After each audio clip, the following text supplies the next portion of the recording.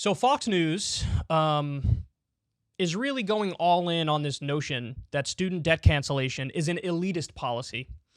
And you're seeing this argument parroted in a number of places. And it's an absurd argument.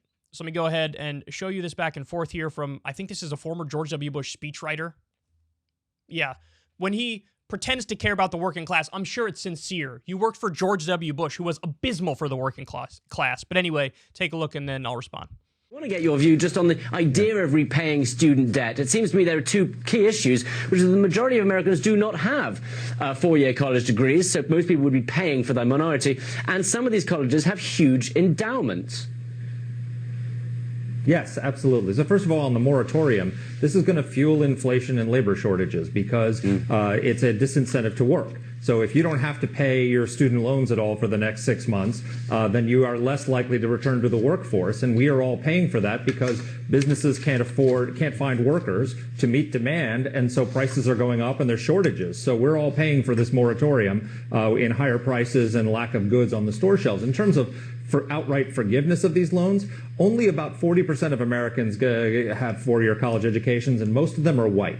About 60% do not go to college. So what AOC and the progressives are proposing is that working class Americans who don't go to college subsidize the educations of mostly white middle class Americans. How is that progressive? And in addition, there's about $1.6 trillion in student loan, federal student loans. 50% of that is for graduate degrees. It's for master's degrees, it's PhDs, medical degrees, law degrees. So forgiving those loans is a massive wealth transfer from the working class to the educated elite. It's not progressive, it's not smart economics, it makes no sense, and we shouldn't do it. So then how do you explain the progressive push for this? And I will just read you what AOC said after the moratorium was announced and pushed back till May. She said, "Thank you. Next step, cancellation." So if, as you say, this is not a progressive idea at all, why? Why are they so behind it? It's a regressive idea. It's a regressive idea, and I have no idea why they're in favor of it. But also keep in mind, what about the people who were responsible? What about the people who didn't take on more college debt than they could afford? What about the people who saved for college or worked went to college part-time while working to pay off, or people who paid off their college loans? So you know, the question you have to ask yourself is, should your neighbor have to pay for your college education? Right? Yep. Why should your neighbor, and especially if you're an educated person, why should your working class neighbor, some of the people the tradespeople who come to your home and work on your home and provide you with these services, they should also be paying for your college education? Are we crazy? This is just jam-packed full of terrible arguments. So let's start with, he says at the end there, this is how you have to think about it. Should your neighbor have to pay for your college education? Now that, of course, is designed to make the Fox News viewers go, oh, no, of course not. That'd be absurd. Okay, let's continue with this thought experiment. Should your neighbor have to pay for you to go to high school? Should your neighbor have to pay for you to go to middle school? Should your neighbor have to pay for you to go to elementary school? Should your neighbor have to pay for you to go to kindergarten? That's exactly how it already works right now. And nobody says, it's absurd that we have to pay taxes that go to kindergarten and elementary school and middle school and high school. That's ridiculous. In fact, everybody looks at that and says, that's actually a pretty good system. Because we need people to go to school. If we just do private schooling, then only the wealthy kids are going to be able to go to school. Why don't we have our taxes go towards everybody being able to go to school? You know, free public education, free at the point of service. That's what it is. Why is it so absurd to say, you know, back in the day, all you needed was a high school degree and then you could get a decent job. Okay, well now you need a college degree, generally speaking, to get a decent job. So why shouldn't everybody have the opportunity to get free college as well? And if you're so passionate against this idea, okay, then you should also passionately be against the idea of free high school and free middle school and free elementary school and free pre-K or free kindergarten. And now maybe we're talking about finally adding pre-K at some point, but that looks like it's sort of stuck at the moment. But if you're against one, it's the exact same thing in principle for high school, middle school, elementary school, and kindergarten. And these guys, they will not take that extra step. Why? Because then all of a sudden you realize, well, maybe they're the ones being ridiculous. Okay, then they do this argument. Oh, I love this one. This is a doozy. what about the people who saved for college? And what about the people who basically already went through the system? What about them? This is unfair to them. That's like somebody who went through indentured servitude turning around and saying, well, I had to work my way through indentured servitude, so why shouldn't other people have to do it too? That's just the way the system works. That's not an argument for why we should continue to have bad policies. Some people, I was the victim of a bad policy, so you should have to be the victim of a bad policy too. Or actually, none of you should have ever been victim of a bad policy. How about that? How about that? And by the way, this idea of like, well, you know, there are plenty of people who don't go to college and all that stuff. I would have no problem also giving people free trade school. In fact, I greatly favor that. But I'll even go a step further. If you want to take either the average or the median price, if we do full student loan debt cancellation and take that number and give every American who's not getting student loan debt canceled a check for that amount of money, totally fine with it. This way, everybody gets taken care of. Everybody gets a piece of the pie, as they should.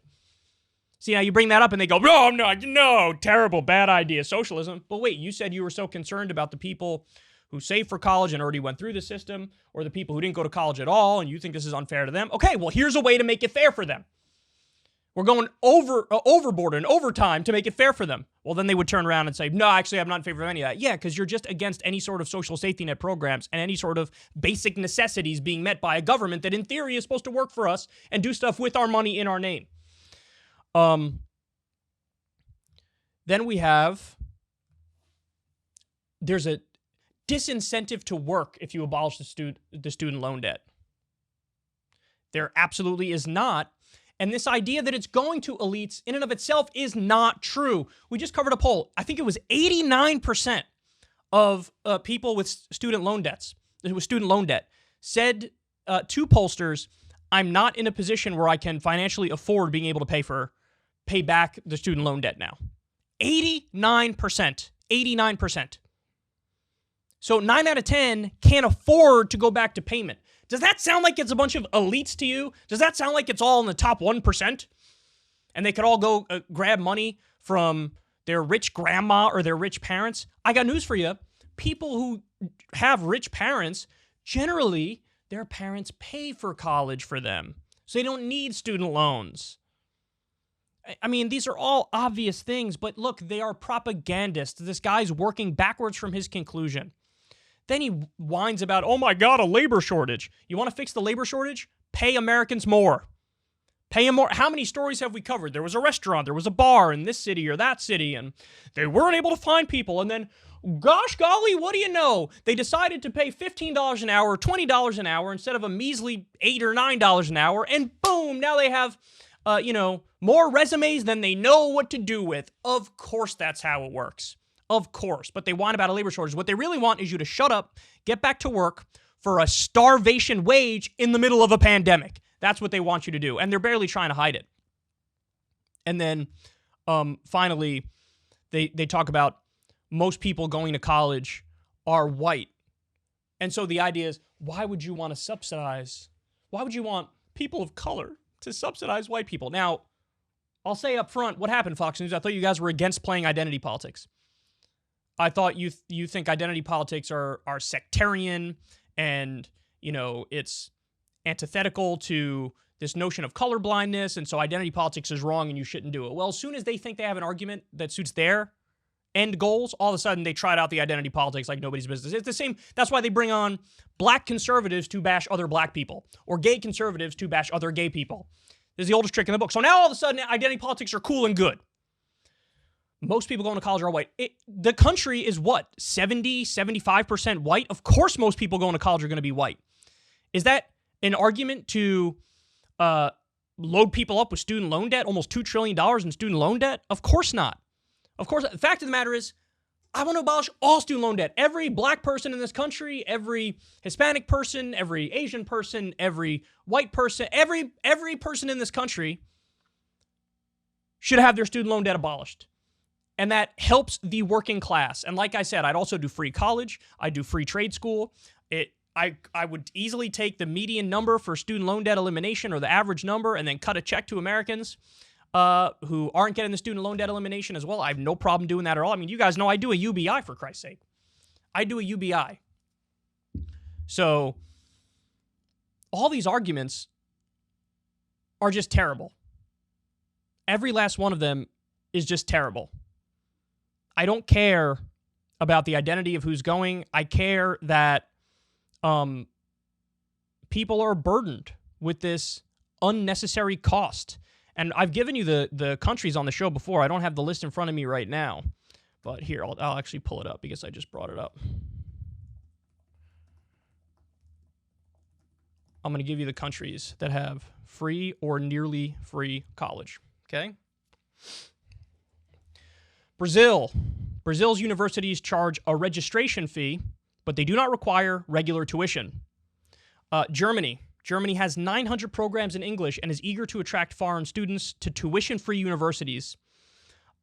Finland doesn't have tuition fees, but the government does warn foreigners they have to cover their own living expenses. So just room and board. France does charge tuition, but it's normally around $200 at a public university. That's what you pay in the U.S. is way above and beyond that. Norway. Norwegian students, including foreigners studying in the country, do not have to pay any college tuition. Slovenia. If Eastern Europe is your thing, Slovenia has 150 English language programs and only charges a registration fee, no tuition. Sweden. Over